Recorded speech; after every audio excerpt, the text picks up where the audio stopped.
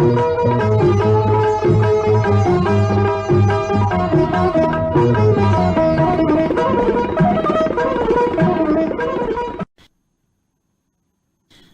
श्रोते हो, आज राष्ट्रीय एकता दिन या निमित्त आयोजित या विशेष दृष्टिक्षेप या कार्यक्रमात मी रेवती जोशी आपल्या सगळ्यांचं मनापासून स्वागत करते. आकाशवाणीच्या नागपूर वृत्त विभागाच्या वतीनं दर आठवड्याला हा संवादात्मक कार्यक्रम आम्ही प्रस्तुत करत असतो. श्रोते हो, सरदार वल्लभभाई पटेल यांच्या जयंतीनिमित्त हा दिन साजरा केला जातो. यानिमित्त आजच्या दृष्टिक्षेप कार्यक्रमात आपल्यासोबत संवाद साधणार आहेत वरिष्ठ पत्रकार मंगेश इंदापवार. आकाशवाणीच्या वृत्त विभागाच्या वतीनं आयोजित करण्यात आलेल्या दृष्टिक्षेप या कार्यक्रमात मी आपलं आणि सगळ्या श्रोत्यांचं मनापासून स्वागत करते. नमस्कार. सर्वप्रथम मी सरदार वल्लभभाई पटेल यांच्या जयंतीनिमित्त त्यांच्या स्मृतीला अभिवादन करतो आणि नागपूर आकाशवाणीचे आभार मानतो की त्यांनी या अत्यंत महत्वाच्या विषयावर बोलण्याकरता मला निमंत्रित केलं. धन्यवाद सर. सर, पहिला प्रश्न, एक भारत श्रेष्ठ भारत या उपक्रमाची नेमकी संकल्पना काय आहे? एक भारत श्रेष्ठ भारत ही संकल्पना माननीय पंतप्रधान नरेंद्र मोदी यांनी 31 ऑक्टोबर 2015 रोजी सरदार वल्लभभाई पटेल यांच्या 140व्या जयंतीनिमित्त जाहीर केली होती. यामागचा उद्देश असा होता की देशांतर्गत राज्यांमध्ये सांस्कृतिक, पारंपरिक आणि प्रथा यांच्या संदर्भात परस्पर देवाणघेवाण व्हावी, एक नॅशनल इंटिग्रेशन यांच्यामध्ये व्हावं, हा त्यामागचा उद्देश होता. एक बघा की आपल्या देशामध्ये मध्यंतरीच्या काळामध्ये प्रादेशिक वाद, भाषावाद मोठ्या प्रमाणात उफाळून आला होता. सरदार पटेलांनी अत्यंत मेहनतीने जवळपास या ज्या 500 जी काही छोटी छोटी राज्य होती, ज्याला संस्थानं म्हणतात, त्यांना एका देशात आणलं होतं. त्याला एक अखंड भारत असा निर्माण केला होता. या अखंड भारतामध्ये समजा भाषावाद, प्रादेशिक वाद, जात, धर्म याच्यावर छोट्या छोट्या कारणांनी समजा दोन परस्पर राज्यांमध्ये वाद निर्माण होत असतील तर देशाची प्रतिमा जगासमोर वाईट जाते. या संकल्पनेने ही एक राष्ट्रीय एकात्मता निर्माण व्हावी, विविधतेमध्ये एकता निर्माण व्हावी, दोन राज्यांनी परस्पर संवादाने सगळे विकासाची कामं करावीत, या उद्देशाने ही एक भारत श्रेष्ठ भारत संकल्पना पंतप्रधान नरेंद्र मोदींनी राबवली आणि ती आजही सुरू आहे व्यवस्थितपणे. सर, खूपच छान, तुम्ही अगदी व्यवस्थित एक्सप्लेन केलं. याच कंटिन्युएशनमध्ये दुसरा प्रश्न असा आहे की सरदार वल्लभभाई पटेल यांनी जसं भारताला एका सूत्रात बांधण्याचं काम केलं, त्याचप्रमाणे भारताच्या कृषी क्षेत्राविषयी त्यांचे विचार अतिशय प्रगल्भ होते आणि नुकत्याच मंजूर झालेल्या कृषी विधेयकाच्या अनुषंगानं ते आपल्याला कितपत प्रासंगिक वाटतात? सरदार वल्लभभाई पटेलांना आपण फक्त लोहपुरुष म्हणून ओळखतो, पण त्यांची ही ओळख ही पुरेशी नाही. सरदार वल्लभभाई पटेल हे अर्थशास्त्राचे जाणकार होते, ते कृषी तज्ज्ञ पण होते. त्यांच्या आर्थिक विचारामध्ये कृषी अर्थकारण आणि कृषी स्वावलंबन हे दोन अत्यंत महत्वाचे मुद्दे होते. भारत स्वतंत्र झाला तेव्हा इंग्रजांनी येथील अर्थव्यवस्था फार लुटून दिलेली होती. इंग्लंडमधील उद्योगांना पूरक असे कृषी उत्पादन फक्त देशात होत होतं. त्यात देशाची फाळणी झालेली पूर्व आणि पश्चिम पाकिस्तान निर्माण झालेले होते. कोलकाता येथील काही उद्योगांना आवश्यक असणारा कच्चा माल पूर्व पाकिस्तानाच्या उत्पादनाच्या क्षेत्रामध्ये गेला. तिथल्या शेतकऱ्यांनी तो माल दिला नाही. तेव्हा उद्योजकांनी कोलकाताच्या बाहेर जाण्याची मागणी केली, पण सरदार पटेलांनी त्यांना थांबवलं. देशातील शेतकऱ्यांना उद्योगांना पूरक असे ज्यूट, कापूस, अन्नधान्याचं उत्पादन करण्याकरता प्रोत्साहित केलं.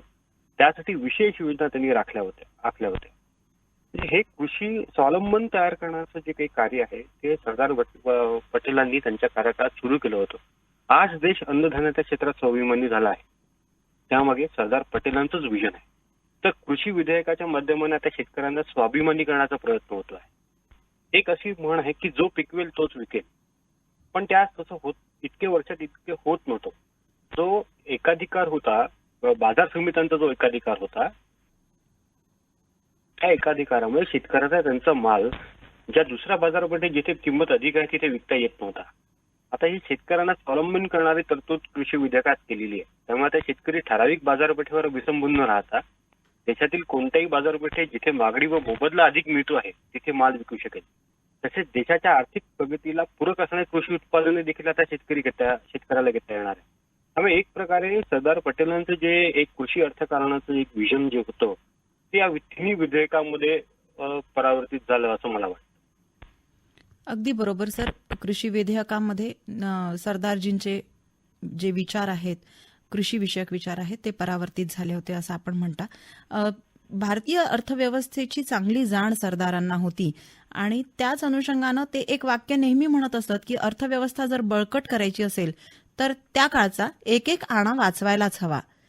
तर आज कोरोनामुळे माघारली आहे आपली अर्थव्यवस्था. तर अशा वेळी अर्थव्यवस्थेला उभारी देण्यासाठी सरदार वल्लभभाई पटेलांचे विचार कसे अंमलात आणता येतील? अगदी चपखल त्यांचे सगळे विचार आजही आपल्याला अंमलात आणता येतात. कसं आहे की सरदार पटेलांची ही बाजू जी आहे अर्थतज्ञाची ती फार काही चर्चेला आली नाही. मला वाटत नाही की कोणत्या विद्यापीठांमध्ये सरदार पटेलांच्या या आर्थिक विचारांवर वेगळा काही अभ्यास झाला असेल. पण एक लक्षात घ्या की त्यावेळची परिस्थिती आपण थोड्या 2 मिनिटाकरता डोळ्यासमोर आणूया. एक संपूर्ण आपला देश जो होता तो विदेशी कर्जावर होता. इंग्लंड कडे आपले पैसे होते, तिथल्या बँकेकडे होते. त्यांनी रिझर्व्ह बँकेला म्हणजे भारतीयांचा जो वाटा आहे तो देण्याकरता वेळ लागला. त्याचं कारण असं आहे की नुकतंच दुसरं महायुद्ध झालं होतं. इंग्लंडची संपूर्ण अर्थव्यवस्था खिळखिळी झाली होती. ते स्वतः कर्जबाजारी झाले होते. त्यामुळे भारतीयांना पैसा देण्याकरता ते इतके तत्पर तयार नव्हते. मग विदेशी कर्जावर देशाचा दैनंदिन कारभार चालवायचा का, ते शक्य नव्हतं. बरोबर. सरदार पटेलांच्या हे लक्षात आलं की देश जर चालवायचा आहे, देशाला विकासाच्या व्हिजनकडे जायचं असेल, पण दैनंदिन खर्च तर करावा लागतील. हे दैनंदिन खर्च कसे भागतील? कर्ज घेऊन रोजचं घर चालवता येत नाही. म्हणजे आपणही आपल्या कुटुंबाचं जर बघितलं तर आपण कर्जाच्या पैशावर घर चालवत नाही. बरोबर. तर त्याला मार्ग कोणता? तर बचत. ही बचत कोणी करायची? तर या देशातल्या प्रत्येक सामान्य नागरिकांनी, वकील, डॉक्टर, शिक्षक कोणीही असतो, मग तो हात कामगार असो, एखादा छोटे छोटे व्यावसायिक असेल, आणि विशेषतः महिलांनी, तुम्ही एक लक्षात घ्या, आपलं डोमेस्टिक सेव्हिंग जे आहे ना, हे सगळं महिलांवर आधारित आहे. घरात जसं देश त्यांना चालवायचं सरदारजींना, तसं प्रत्येक घर हे एक महिला चालवते आणि या महिलेच्या हातात एक महिन्याचा ठराविक पैसा येत असतो. त्यातनं ही महिला बचत करते.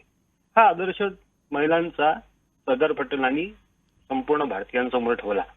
त्यांना म्हटलं की भारतीयांनी आपला घामाचा एक आणा बचत करावा, असं त्यांनी आवाहन केलं होतं. आणि त्यातनं जी बचत निर्माण झाली, बँकांकडे पैसा जमा झाला आणि देशाचं दैनंदिन अर्थकारण जे म्हणतो आपण, जे रुटीन, ज्याला इकॉनॉमिक ऍक्टिव्हिटीज म्हणतात, त्या सुरू झाल्या होत्या त्यावेळेला. आज आपली परिस्थिती त्या युद्धजन्य परिस्थितीपेक्षा वेगळी नाही आहे. कोरोनामुळे भारतीय अर्थव्यवस्थेवर जो काही फटका बसलेला आहे तो फार मोठा आहे. त्यामुळे आपण बँकेत बचत केलेला एक एक रुपया देशाच्या अर्थकारणाला सुरळीत करण्यात लाभदायक ठरणार आहे. कोरोना काळात आपण आपल्या गरजा कमी केल्या व बचत अधिक केली. बरोबर. आता लॉकडाऊन संपतोय, आपण न्यू बिगिनिंग कडे गेलो आहे. त्यामुळे या बचत केलेला पैसा आता बाजारपेठेत आला पाहिजे. हा बाजारपेठेत आल्याबरोबर तुमचं जे थांबलेलं अर्थचक्र होतं त्याला गती मिळेल. आणि नेमकं ते आता तेच होतंय. मागच्या 2 महिन्यातलं जर तुम्ही इकॉनॉमिक फिगर जर बघाल तर भारतीय अर्थव्यवस्था हळूहळू रुळावर येते. ही कशामुळे? तर भारतीयांनी केलेल्या बचतीमुळे. आपण जर बचत केली नसती, अमेरिकेसारखा लॉकडाऊनच्या काळामध्ये प्रचंड पैसा खर्च केला असता, तर आज आपल्याला हे दिवस दिसले नसते. आपण आपल्या दैनंदिन गरजा कमी केल्या. बाहेर आपण हॉटेलिंगवर होणारा जो काही हजारोचा खर्च होता तो एकदम कमी केला. पण आज आपण त्या पोझिशनमध्ये आहोत की आज या बचतीच्या माध्यमाने देशाचं अर्थकारण चालणार. त्यामुळे जो एक आणा वाचवा हा जो मेसेज होता, संदेश होता पटेलांचा, तो आज किती महत्वाचा आहे आपल्याला त्याचा प्रत्यय येतो. अगदी बरोबर सर. एक सरदार पटेलांची एक नवी बाजू, एक नवं त्यांच्या व्यक्तिमत्वाचा नवा पैलू तुम्ही आज आमच्या श्रोत्यांना सांगितलात. याच अर्थव्यवस्थेच्याच मुद्द्याला थोडा आणखी समोर नेते आणि सहकार क्षेत्राला चालना देण्यासाठी सरदार वल्लभभाई पटेलांचं योगदान खूप मोठं आहे. तर त्याविषयी आमच्या श्रोत्यांना तुम्ही नक्कीच काही माहिती सांगावी. हो, नक्कीच. फार इंटरेस्टिंग आहे. एक असं म्हणतात की सहकार चळवळीचा जन्म महाराष्ट्रात झाला, तो त्यातही पश्चिम महाराष्ट्रात झाला असं सांगण्यात येतं. परंतु ही जी चळवळ आहे मूळ सरदार पटेलांनी गुजरातमध्ये सुरू केली. आज जे तुम्हाला आनंद मिल्क प्रोडक्शन युनियन लिमिटेड जे दिसतं, अमूल, ज्याला आपण ब्रँड न्यू ओळखतो, या सहकारी चळवळी मागे सरदार पटेलांचीच प्रेरणा होती. विविध स्थानिक समुदायातील कौशल्याला सामुदायिक व सहकार्याच्या पद्धतीने विकसित करण्याचे प्रयत्न सरदार पटेलांनी केले होते. विशेषतः ग्रामीण भागातील ज्या महिला आहेत यांना सहकार क्षेत्रात आणण्याला प्रोत्साहित पटेलांनी केलं होतं. सहकाराच्या माध्यमातून सामुदायिक विकास ही संकल्पना राबवण्याचा त्यांनी फार मोठा प्रयत्न तिथे केला. त्यामुळे गुजरात आणि महाराष्ट्र या दोन राज्यांमध्ये तुम्हाला सहकार क्षेत्र विकसित झालेलं दिसेल. या सहकार क्षेत्राने केवळ शेतकऱ्यांनाच आर्थिक संपूर्णता दिली नाही, तर सहकार क्षेत्राने एक दूरदृष्टी असणारे अनेक नेते आपल्याला दिलेत. जे राजकीय नेतृत्व आपण त्याला म्हणतो. महाराष्ट्रातलं जे काही सहकारी क्षेत्र, जे काही महाराष्ट्रातलं आज राजकीय नेतृत्व तुम्हाला दिसतं, हे सगळं सहकारातून निर्माण झालेलं आहे. म्हणजे यांची नाळ कुठेतरी सामान्य माणसाची निगडीत होती. एक राज्याच्या आर्थिक विकासाला योगदान देण्याचं फार मोठं काम सहकार क्षेत्राने केलेलं आहे. आणि याची मला असं वाटतं मुहूर्त वेळ, त्याला आपण पायाभरणी म्हणतो, हे सरदार पटेलांना आपण त्याचं श्रेय द्यायला हवं.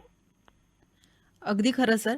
आज त्यांच्या जयंती दिनी आपण त्यांची आठवण करतोय. त्यांच्या व्यक्तिमत्वाचे हे विविध पैलू तुम्ही आम्हाला आणि आमच्यासोबत सगळ्या श्रोत्यांना समजून देताय, याबद्दल आपले खरंच खूप आभार. एक समारोपाचा म्हणून प्रश्न विचारते. एक भारत श्रेष्ठ भारत या योजनेच्या माध्यमातून तुम्ही आमच्या श्रोत्यांना काय संदेश द्याल? एक आजच्या काळात अत्यंत महत्वाचा हा विषय आहे, म्हणून माझे एक थोडक्यात जे स्वतःचे विचार आहेत ते मी मांडण्याचा प्रयत्न करतो. एक भारत श्रेष्ठ भारत ही भारताशी एकरूप होणारी संकल्पना आहे. राष्ट्रीय एकात्मता ही एकरूप झाल्याशिवाय यशस्वी होणार नाही.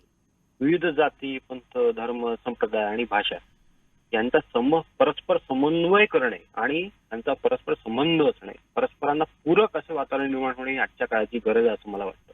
आपण जर विभाजित राहिलो, आपण जर विभाजित झालो, तर या देशावर संकट आल्याशिवाय निर्माण होणार नाही.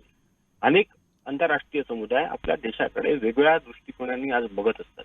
त्यामुळे एकोपा, एकात्मता, एकरूपता या तीन मंत्रांना आत्मसात करून जगासमोर भारत हा एकच नव्हे तर श्रेष्ठ आहे हे सिद्ध करण्याची आज आवश्यकता आहे. खरंच खूप छान. आणखीन तुमच्याकडून खूप माहिती जाणून घ्यायला आवडली असती, पण आपल्याला वेळेचं बंधन आहे. त्यामुळे आजचा हा संवादात्मक दृष्टिक्षेप कार्यक्रम आपण इथेच थांबवूया. आणि आज आपण आकाशवाणी नागपूरच्या वृत्त विभागाच्या वतीनं आयोजित करण्यात आलेल्या दृष्टिक्षेप या कार्यक्रमात आमच्यासोबत इतक्या छान मनमोकळ्या पद्धतीनं संवाद साधलात, याबद्दल मी आपले मनापासून आभार मानते. धन्यवाद. धन्यवाद. तर श्रोते हो, आताच आपण ऐकलीत ज्येष्ठ पत्रकार मंगेश इंदा पवार यांची मुलाखत आकाशवाणी नागपूरच्या वृत्त विभागाच्या वतीनं सादर करण्यात येणाऱ्या दृष्टिक्षेप या कार्यक्रमात. आजच्या कार्यक्रमाचं निमित्त होतं सरदार वल्लभभाई पटेल यांची जयंती. अशाच माहितीपूर्ण, प्रेरक आणि मनोरंजक कार्यक्रमांसाठी ऐकत रहा आकाशवाणी नागपूर.